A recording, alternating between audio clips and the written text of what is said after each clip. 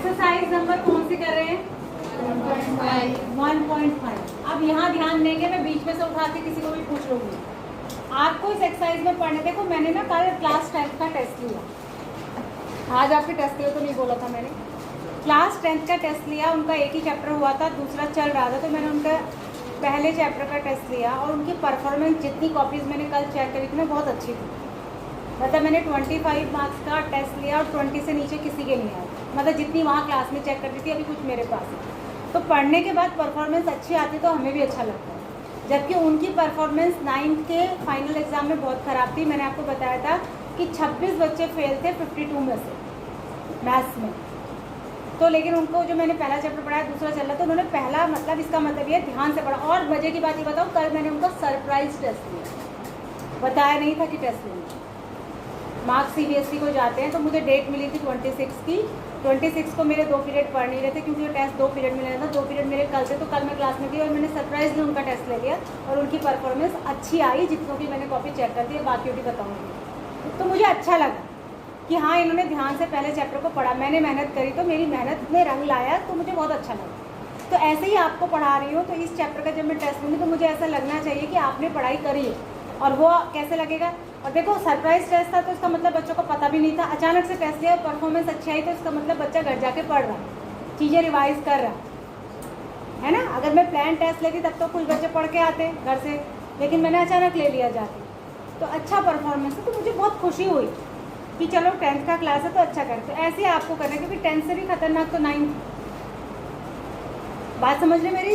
तो हमें क्या पढ़ना है? बस क्लास में जितना पढ़ा रही हो ना, उसको ध्यान से पढ़ लीजिए, उतना काफ़ी है आपके लिए। लॉज ऑफ एक्सपोनेंट क्या पढ़ना है? Laws of exponent. क्या आपने ये 8th में पढ़े हैं? एक्सपोनेंट क्या होते हैं? जब नंबर के ऊपर कोई नंबर लिखा रहता है, वो क्या हुआ? एक्सपोनेंट हुआ। ठीक है, पावर में कुछ नंबर होता है तो वो क्या हुआ? एक्सपोनेंट। ठीक है, देखो अब इसमें ज़रूरी नहीं है, यहाँ पर तो हम मैथ्स की बात करें तो यहाँ पर आपका नंबर्स होंगे, ज़रूरी नहीं है कि नंबर्स हो, कभी A B भी लिखा रहता है, कुछ भी लिखा हो। ठीक है, तो पहले हम लॉज पढ़ेंगे। पहला लॉ है, जैसे अगर मैं लिखूँ A की पावर m इंटू A की पावर m, इसमें जो नीचे वाला नंबर होता है इसको कहते हैं बेस, और जो ऊपर वाला नंबर होता है इसको कहते हैं पावर। क्या कहते हैं? पावर। और इस पूरे को कहते हैं एक्सपोनेंट। क्या कहते हैं? एक्सपोनेंट। तो ये समझ गए आप? मैं आपको खाली बताने के लिए लिख रही थी। अब अगर मैंने A की पावर m लिखा है और इंटू A की पावर n लिखा है, दोनों, इसमें ध्यान ये रखना है कि अगर बेस सेम है, अगर क्या है? बेस सेम है और पावर अलग अलग है। बेस क्या है? सेम है, पावर अलग अलग है और नंबर मल्टीप्लाई हो रहा है। ध्यान यहाँ दीजिए, यही देखना है आपने और यही सुनना है। तो क्या होता है कि पावर ऐड हो जाती है, इसको हम लिख सकते हैं A की पावर m प्लस n। ठीक है, एग्जाम्पल के तौर पे जैसे मैं लिखूँ 2 raise to power 3 into 2 raise to power 5, तो ये हो जाएगा 2 रेज़ टू पावर 3 प्लस 5, यानी कि 2 रेज़ टू पावर 8। बस समझ आई? दूसरा, अगर बेस अलग अलग है लेकिन पावर सेम है, जैसे A की पावर m है और इंटू B की पावर भी m है। ठीक है, और इंटू है, यहाँ पर देखिए अंतर क्या है, यहाँ बेस सेम था, पावर अलग थी, यहाँ बेस अलग है, पावर सेम है। तो इसको हम लिखते हैं, इन दोनों को अंदर मल्टीप्लाई एक साथ कर लेते हैं और पावर को एक ही बार लगा देते हैं।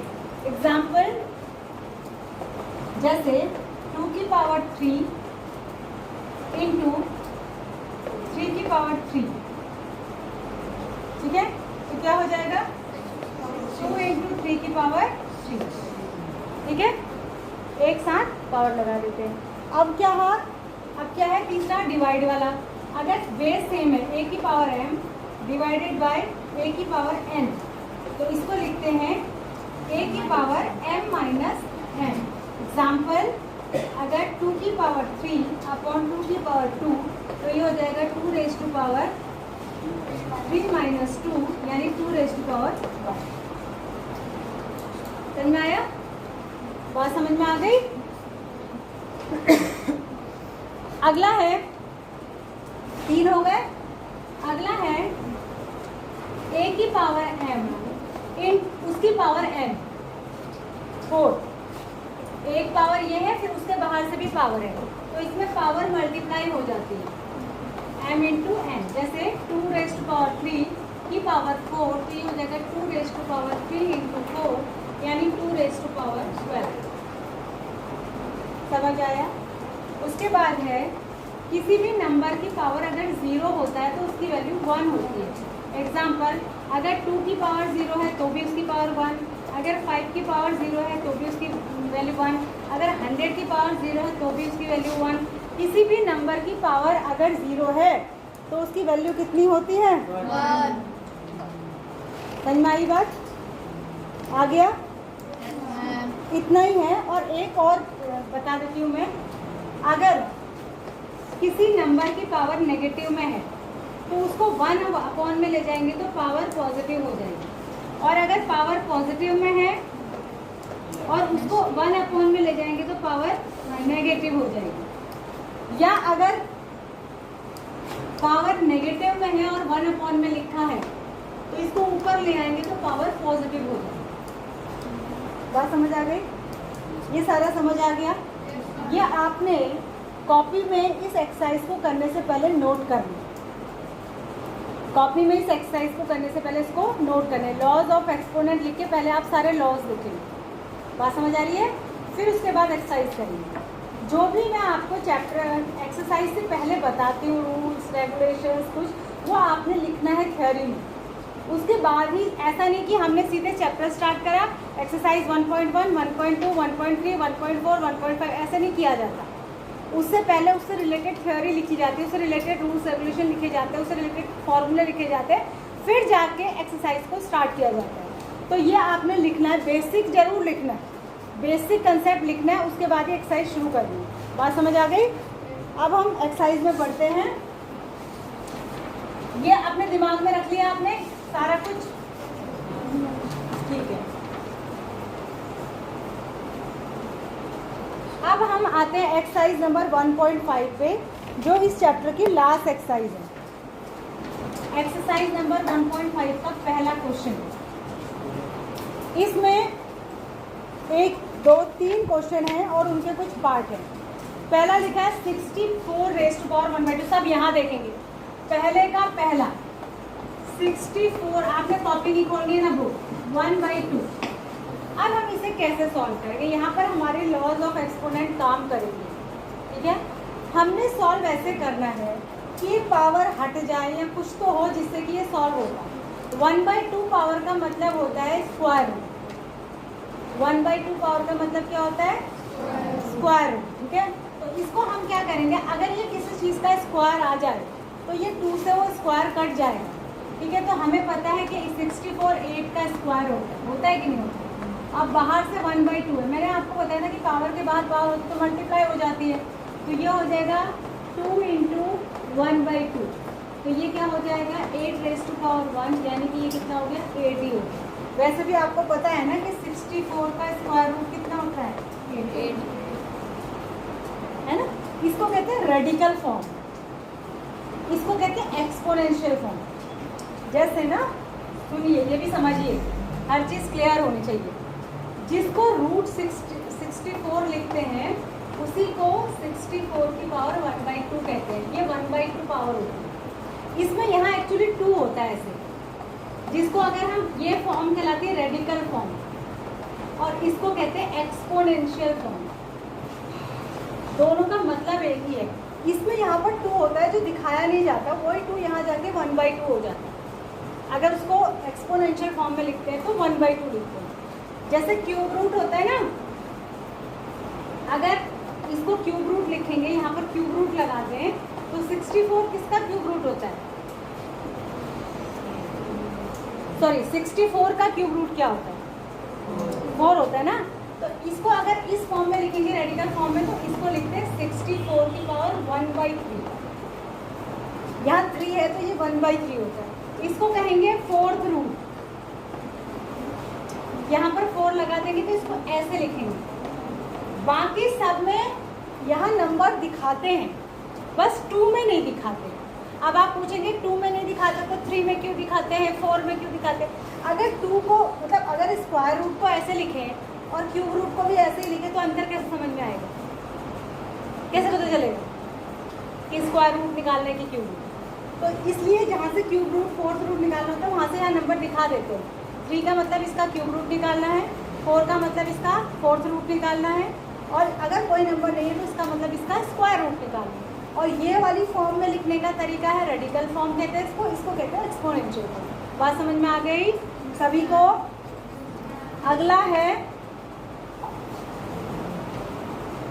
अगला क्वेश्चन है 32 की पावर 1/5। ध्यान देना है, देखो जो पावर है ना आपको वही नंबर पावर में बनाना है। जैसे यहाँ पर 1/5 है तो आपको ये पता करना पड़ेगा ये किसी ना किसी की पावर 5 होता है। किसकी पावर 5 होता है? 2 की पावर। ऐसा हमको क्यों करना है? क्योंकि हमको पता है कि ये वाला 5 इससे कटेगा और ये सॉल्व हो जाएगा।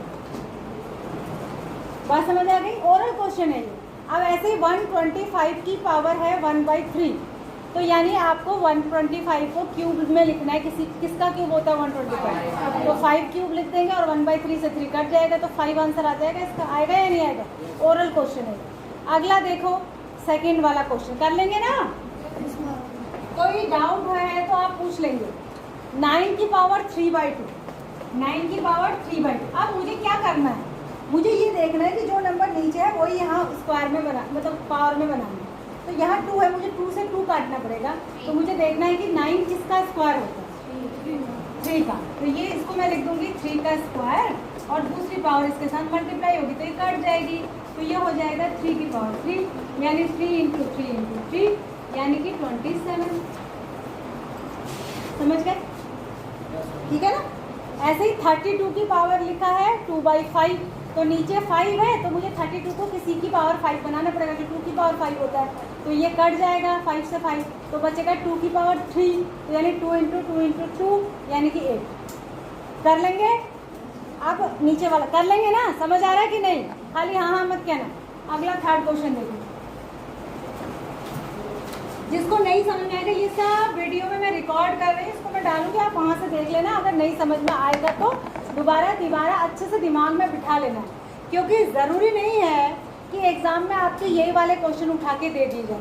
अगर मैं भी PT1 का पेपर बनाऊंगी तो मैं ये नंबर्स नहीं दूंगी, मैं नंबर्स को चेंज कर दूंगी, क्योंकि मैंने आपको तरीका सिखाना है। डिट्टो क्वेश्चन थोड़ी रटाना है। मैथ्स में रटते थोड़ी हैं, कितना रट लोगे? कोई लिमिट ही नहीं है। क्वेश्चंस को रटा नहीं जा सकता, तरीके को यानी मेथड को सीखा जाता है। समझ आ रही है बात? तो आपने मेथड पकड़ना है जिससे कि अगर नंबर चेंज भी हो जाए, पावर चेंज भी कर दूं तो एग्जाम में आप क्वेश्चन को कर लेंगे। ठीक है ना। अगला देखिए, अगला है 2⁻² 2/3 × 2⁻1/5। थर्ड का पहला देखिए 2⁻, बताइए 2/3 2/3 2⁻1/5। अब देखो मैंने अभी आपको बताया अगर बेस सेम हो और पावर अलग अलग हो तो पावर क्या होती है? ऐड हो जाती है। यहाँ पर कौन सा रूल लगेगा? a⁻m × a⁻m + n, यही लगेगा। तो ये हो गया 2 की पावर ऐड हो जाएगी, इसमें 2/3 को और 1/5 को ऐड कर देंगे। आपको पता है ये दोनों का ये सब पावर में ही चल रहा है, पूरा कार्यक्रम पावर में ही सॉल्व कर रहे हैं। तो 5 और 3 का एलसीएम होता है 15, 3 5 जा 15, 5 2 जा 10, 5 3 जा 15, 3 1 जा 3। तो ये हो जाएगा 2 की पावर 13/15। बस ये इतना ही सॉल्व करिए, यहीं पर आपने आंसर छोड़ दें। ठीक है? ठीक है ना। क्योंकि इस पावर को आप सॉल्व नहीं कर सकते अपने लेवल से। 9th स्टैंडर्ड में आप नहीं जानते कि इसको कैसे सॉल्व करना, तो आप यहीं तक करेंगे। यही आपका सिंप्लीफिकेशन है। ठीक है ना। अगले वाले में पावर के बाहर से पावर है 1/3 की पावर 3 की पावर 7। देखो क्या है 1/3 की पावर 3 और पावर 7। अब देखिए क्या होगा। मैं इसको ऊपर ले जाती हूँ क्योंकि मुझे अपॉन में पावर सॉल्व करने से बढ़िया ऊपर सॉल्व कर लूँ तो ज़्यादा इजी है। या इसको नीचे ले आऊँ, ये भी कर सकती हूँ।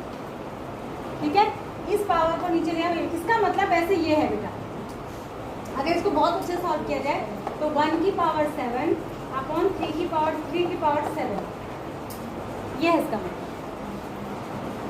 समझ में आ रहा है?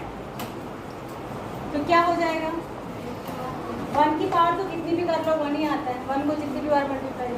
3 की पावर 7 है, तो कितना हो जाएगा 27, पावर मल्टीप्लाई हो जाएगी तो 3 की पावर क्या हो जाएगा 21 हो जाएगा। और अगर इसको ऊपर लिखना चाहें तो 3 की पावर -21 हो जाएगा। अगर 1 से हटा के 3 को ऊपर लिख दूँ तो क्या हो जाएगा 3 की पावर -21, ठीक है।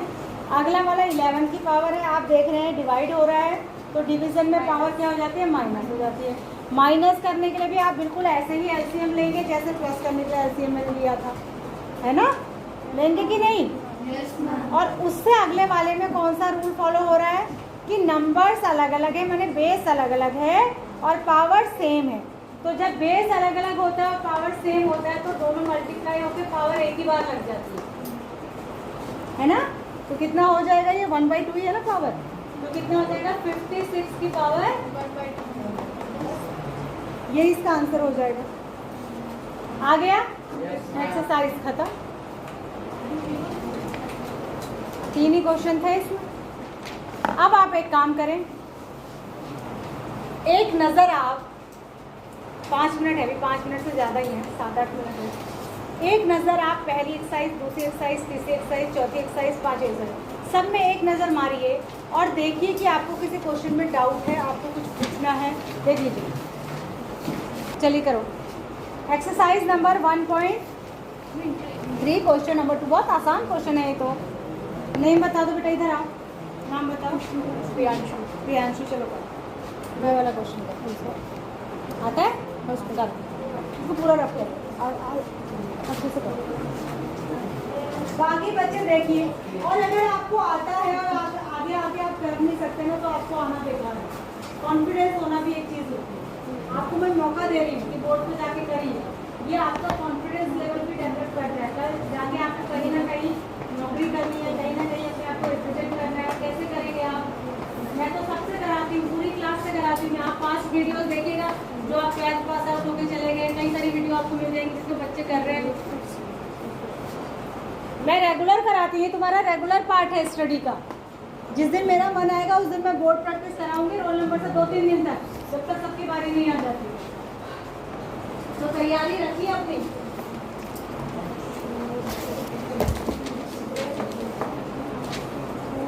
निकालना है तो इसमें क्या करना है, हमारे जो 11 क्वेश्चन है इसमें 1.7 मतलब इसका एक हाफ निकाल लेता है। तो हमें क्या करना है, तो हमें इससे 2 मल्टीप्लाई कर देंगे। तो पहले तोड़ के लिख के दिखाओ, 2 into कैसे लिखेंगे बताइए। जो तुमने 2/7 लिखा है ना, इसको कैसे लिखेंगे? तो 1/7 हाँ into 2, 1/7 की वैल्यू रख देंगे, फिर 2 से करो। 1/7 की वैल्यू आपको दी है, 2/7 पूछा है, तो 1/7 की वैल्यू को 2 से मल्टीप्लाई कर देंगे। ऐसे ही जब 3/7 निकालना होगा 3 से मल्टीप्लाई कर देंगे।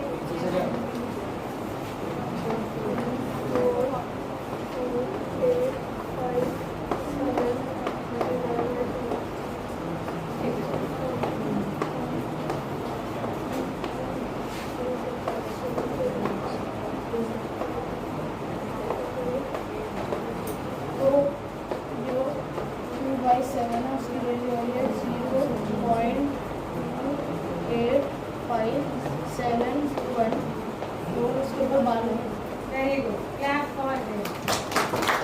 इसी तरीके से 3/7 भी निकलेगा।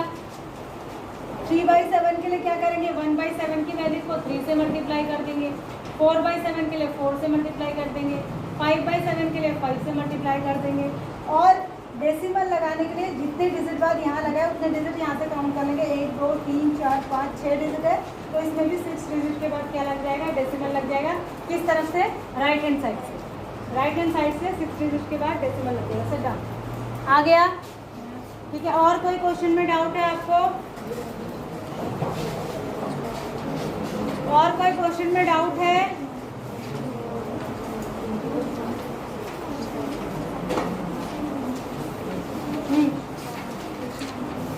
देख लीजिए और अच्छे से देखिए।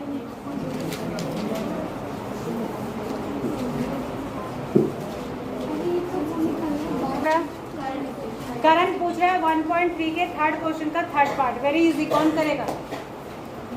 अरे तुम नहीं, कोई और बताओ कौन करेगा? तुम करोगे? आ जाओ, आ जाओ, तुम आ जाओ, तुम आ जाओ, ये आ जाओ। हाँ, नेम बताओ बेटा। माय नेम इज प्रतिभा। कर इसको रब कर, इधर को आके करना, थोड़ा सा इधर स्क्रीन प्रतिभा कर रही है, देखो। और ये जो इसने पूछा है ना, ये वाला क्वेश्चन थर्ड का थर्ड ही नहीं, क्वेश्चन थर्ड पूरा ही, और फिर इसमें जो एग्जाम्पल्स के पीछे दिए से रिलेटेड, ये आपके एग्जाम के लिए बहुत ही इम्पोर्टेंट है। देखो एग्जाम के लिए क्या क्या टॉप प्रायोरिटी पे है जो एग्जाम में इस चैप्टर से आएगा। रेशनल नंबर निकालना 2 नंबर के बीच में, इरेशनल नंबर निकालना 2 नंबर के बीच में। ये जो क्वेश्चन ये करने जा रही है, यानी कि डेसिमल को फ्रैक्शन में तुम करो, डेसिमल को फ्रैक्शन में कन्वर्ट करना, ठीक है। और ये 1/7 वाला क्वेश्चन, हम x मानेंगे तो x इक्वल्स टू 0.001 बार है, तो इसकी वैल्यू जो है वो है मतलब 0.001 और बार है, मतलब ये रिपीट होते रह रहा है, ये 001 ये आते रहेंगे, ठीक है, तो ये चलती रहेगा। अब पॉइंट के बाद कितने डिजिट है जो मतलब रिपीट हो रहा है, सिर्फ 3 है, तो 1 10 100 1000, मतलब हमें इस इक्वेशन को 1000 से इंटू करना पड़ेगा। तो अरे इस इक्वेशन को नंबर तो डालो, क्वेश्चन नंबर वाले को। हाँ, ये इक्वेशन 1 है, ठीक है, तो इसको 1000 से मल्टीप्लाई करेंगे,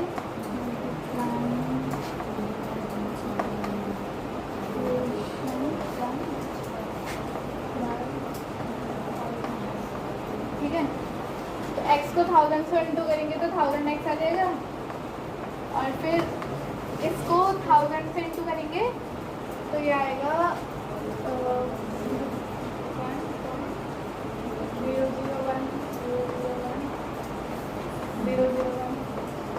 ये आते रहेगा। तो ये हो गई इक्वेशन 2। अब ये आ गया, तो अब इक्वेशन 2 को 1 से माइनस कर देंगे, तो इक्वेशन 2 से 1, 2 को 1 से नहीं, 2 से 1, 2 से 1 माइनस कर देंगे, सेकंड वाले में से फर्स्ट वाले में माइनस इक्वेशन, तो इक्वेशन 2 को ये व्हाट आर यू डूइंग, तुम ये से ये उछालो, ठीक है। ये शुरू से ही बदमाश है लड़का, 6 में या 7 में पूरा गायब रहा था, 5-6 रहे ना, कहाँ बैठ जाता था, तो इसको माइनस करेंगे, तो 1000 में से x माइनस करेंगे तो 999 x आ जाएगा, और इसको करेंगे तो ये तो 0 ही हो जाएगा, 1 माइनस 0 1, तो x equals to 1/99। Very good, clap for point. और लास्ट में जब आप इसको एग्जाम में करें तो लास्ट में इसको ऐसे भी लिख के आए कि आपने 0 x था क्या, x आपने इसी को सपोज किया था ना, तो 0.001 के बाद को आपने फ्रैक्शन में ये निकाल दिया, ठीक है। That will be the answer. समझ में आ गया? सबको क्लियर है? आपका टाइम हो गया। अब मैं ये मान के चल रही हूँ कि ये चैप्टर सारे बच्चों को क्लियर है, ठीक है। मैं मान के चल रही हूँ इस चैप्टर की जितनी भी क्लासेस हुई है शुरू से अब तक, कल फ्राइडे को बैठ के सारे बच्चे वीडियोस को रिवाइज करेंगे। मेरी बात सुन लीजिए ध्यान से। कितने बच्चे हैं मेरी क्लास में? 42 के 42 बच्चे, 4-5 वीडियो होंगी शायद, जितनी भी होंगी, जितनी क्लासेस हुई यहाँ पे मैंने गिनी नहीं है, देख लीजिएगा। वो आप सारे वीडियोस को देखेंगे, चैप्टर को रिवाइज करेंगे, और वीडियोस पे जाकर जब आप देख रहे हैं तो वहाँ प्रेजेंट लिखेंगे विद अपने नाम के साथ, ताकि मुझे पता लगे कि आपने रिवीजन किया है। जिस बच्चे के मार्क्स कम आएंगे टेस्ट में, मैं देखूंगी जाके, मैं सारे, क्योंकि देखो मेरे अपने स्कूल के बच्चे हैं ज़्यादातर, और जिन बच्चों को मैंने पढ़ाया है उनको मेरे को उनके नाम पता है, सब मालूम है, तो मैं चेक भी करती हूँ कमेंट पे जाकर कि आपने वहाँ प्रेजेंट लगानी है। और ऐसा नहीं कि आप गए, आपने वीडियो ऑन करा, खाली मैम ने कहा है कि प्रेजेंट लगाने है, प्रेजेंट लिखा और वापस, क्योंकि जब तुमने वहाँ प्रेजेंट लगाई होगी तो मैं ये मान के चलूँगी कि आपने वीडियो देखा है, और वीडियो देखा है तो इसका मतलब आपको आना चाहिए। और नहीं आया तो आपने मुझसे पूछना चाहिए, ठीक है। उसके बाद अगर आपकी परफॉर्मेंस नहीं आई और आपने खाली कह दिया मैम मैंने तो बहुत रिवीजन करा कल पूरा दिन बैठ के, है ना, तो फिर मैं यहाँ बोर्ड पे करवाऊँगी। याद रखिएगा, बोर्ड प्रैक्टिस तो वैसे भी होती है, हफ्ते में 2-3 दिन में कराती हूँ। अभी थोड़ा रिदम में आ जाए, थोड़ा कोर्स कवर हो जाए, इस चैप्टर का भी होगा, अभी होगा टेस्ट के बाद, ठीक है। क्योंकि सिलेबस इतना कम है कि अगर अपनी स्पीड से चला जाए तो ये सिलेबस तो तुम्हारा 2 महीने में करा दूँगी मैं। सिलेबस का टेंशन नहीं है, पर आपको आना भी चाहिए, ठीक है। बात समझ आ रही है। तो सारे बच्चे कल छुट्टी है, परसों आपको 12 बजे स्कूल आना होता है, आधे दिन में आपका स्कूल लगता है। आप घर में जाकर ये चैप्टर आपका एग्ज़ाम के लिए तैयार हो जाना चाहिए कि मैडम इस चैप्टर में जितना आपने पढ़ाया है उसमें से एग्ज़ाम में कुछ भी आ जाए हम कर लेंगे, ये वाली स्पिरिट आ जानी चाहिए। और जिसको जो जो क्वेश्चन नहीं आया, डाउट लगेगा, वो पूछ लेंगे टेस्ट के बाद, ठीक है। चलो मैंने